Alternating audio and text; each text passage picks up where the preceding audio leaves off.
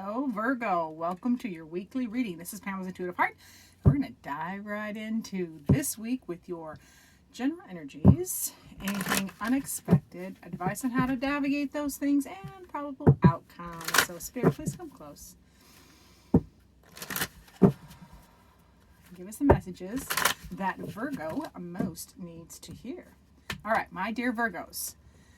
In your general energies, you have destruction, which is actually a creation card, so love it. In the unexpected, we get solitude, advice, leadership, and the probable outcome is all around home. I love that. All right, let's get some details. Spirit, let's clarify these, please, for my dear Virgos.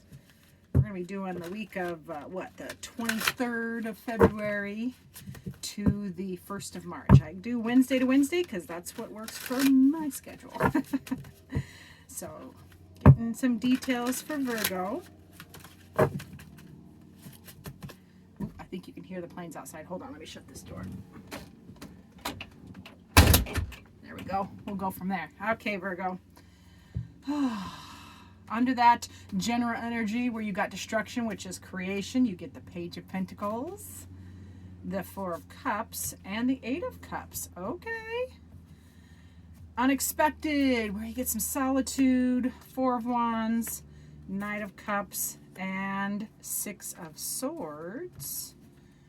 In the advice, we get leadership with the Hanged Man, Six of Wands, and the Five of Swords. With our probable outcome being home, Queen of Swords, Five of Cups, and the Queen of Cups. Okay. Let's dive into this. Okay, my dear Virgos, what do I see here?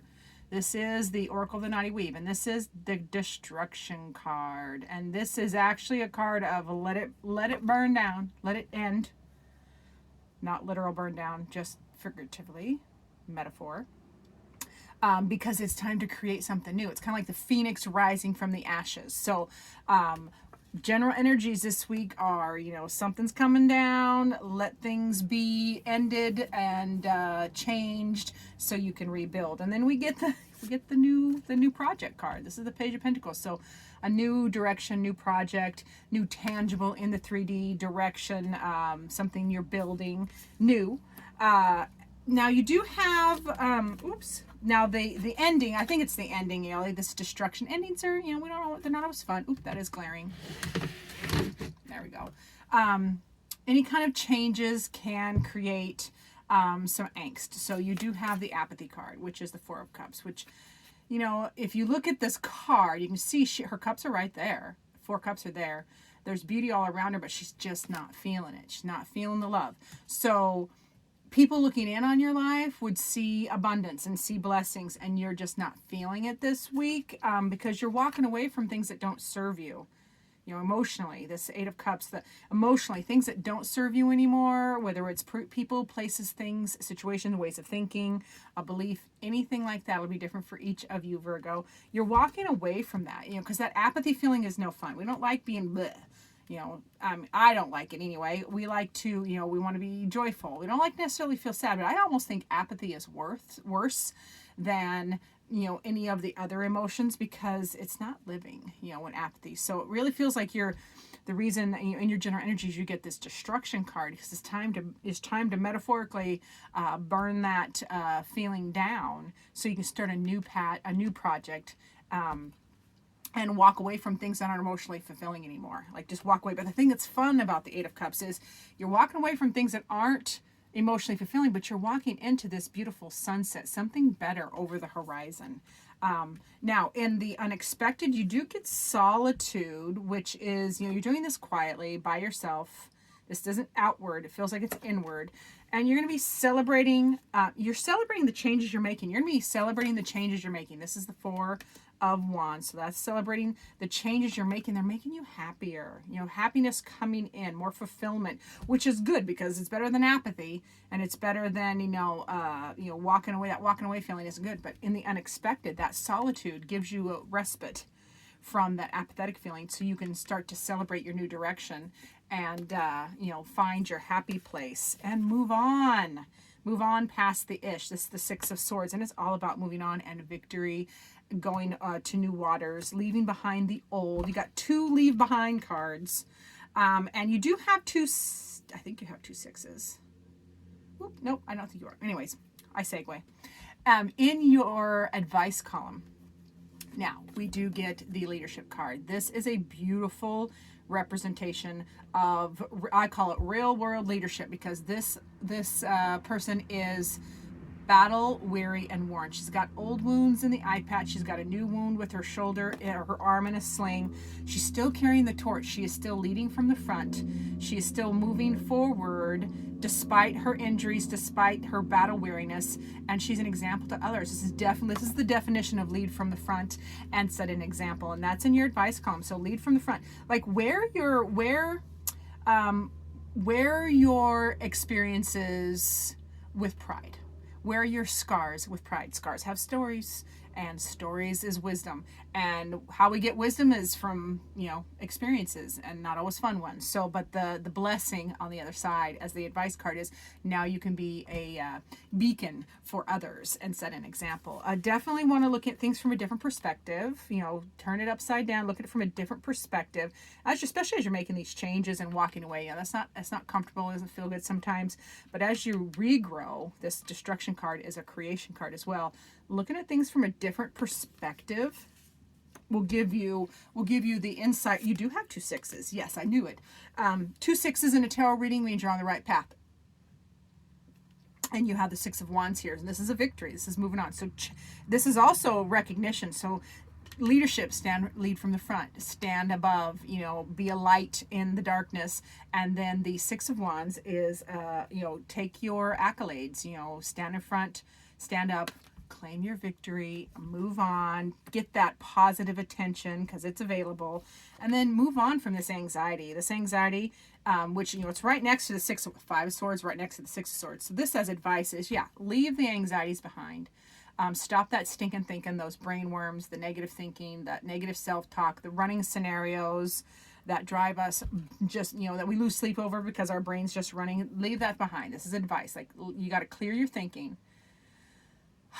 Clear your thinking, slow it down, and move on into that 6 of Swords, which is that rising above. Now, in your probable outcomes, we have home, which, so this is a fun card. So this is an outcome. So this is all coming around. It feels like the outcome is in it is in your home. Where do you feel at home? Who do you feel at home with? Where is home?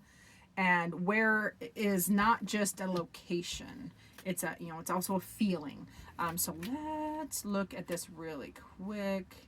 Yeah, a home isn't just where you are, it is who you are. So as an outcome, through this destruction, creation, starting this new path, this new journey, this new project, and moving away from apathy and walking away from things that no longer serve you, where you spend that time in solitude and learn to celebrate yourself and get yourself and find your happiness and move on, then you get to, you know, when you apply the advice as far as being a leader, wearing your scars on your sleeve, looking at things from a new perspective, getting your accolades and victory, clearing your brain.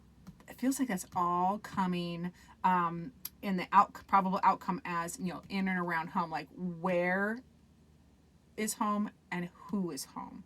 It is who you are. You're very much having that. I'm surprised I don't see the Hermit in here or the Hierophant, because you're definitely doing that internal jungle discovery wisdom thing this week. It does get you to discernment.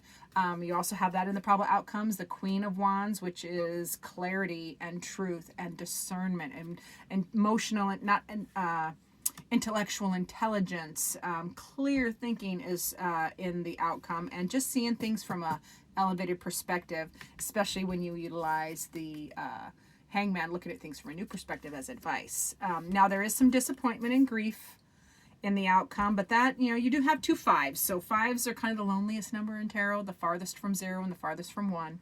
or from 10, excuse me, farthest from 0 and the farthest from 10. So they're kind of the loneliest number, but they are, they're transformations. So as you're transforming and going through these circumstances, this week, and it'll be a little different for everybody, there is some disappointment. You're disappointed in other people, disappointed in how they behaved, perhaps, and that they didn't choose to come along with you on the journey is what that feels like. But also you get the Queen of Cups. So this is emotional intelligence. You have the two queens. You have the Queen of Swords and the Queen of Cups in your probable outcome. And that is, the divine, feminine, creative. This is emotional energy. This is, that graceful love and contentment and, being in your power, as well as, from in the feels and intellectually. So you've kind of got a real balance going on there. Now let's finish it up with a beautiful message from Spirit. So Spirit, what message do you have for Aries? This is an oracle deck, the Animal Spirit Oracle deck from the Wild Unknown. Spirit, what would you like Virgo to know? What does Virgo need to know? All right, Virgo, Spirit says, Spirit says the Camel. I love this deck. I'm learning it, so we are going to be looking at the book. So hang in there with me, because it's not in order, which makes no sense. Oh, there's a camel. All right, so the camel is resourceful. This is for you. This is Spirit saying for you. Be resourceful. Be independent. Know yourself. Did I not just say the internal dive, the internal jungle? So know yourself. The camel can handle absolutely anything. So this is Spirit talking to you, Virgo. You can handle absolutely anything. You carry a wealth of nourishment within you. This is you are a wondrous creature, and you're self-reliant and handle challenges with ease. Even in the face of excess heat, which is judgment or anger, the camel searches inside for the cool elixir of water to calm the situation. The camel represents the ultimate form of being opposites into balance, fire and water, and being responsible for one's own actions. The camel is a wonderful traveler and is especially fond of trips to faraway lands. So when you're in balance with the camel energy, you are calm, content, and you have a sparkle in your eye. When you're out of balance, you're dehydrated and you're like lacking vitality. You're tired. You're poof. So to bring it into balance, you need a pilgrimage. You need to go somewhere like this pilgrim. And again, this pilgrimage, it feels like you're on the internal pilgrimage, self-discovery, really digging into the who, what, and why you are. And so I love that. But if you need if you need an outward pilgrimage, I highly encourage it. Go somewhere new and learn to channel more of that camel energy, because Spirit believes in you. That's what they say in this card. They believe in you. You're self-reliant, and you can handle anything that comes your way this week, Virgo. Now, thank you for watching. Remember to like and subscribe. I need the help because we got to expand the channel, and that's how you get into the YouTube algorithm, is the like, subscribes, comments, and all that. And I will be opening up to private readings, personal private readings soon, so stay tuned for that, and I will see you in future videos.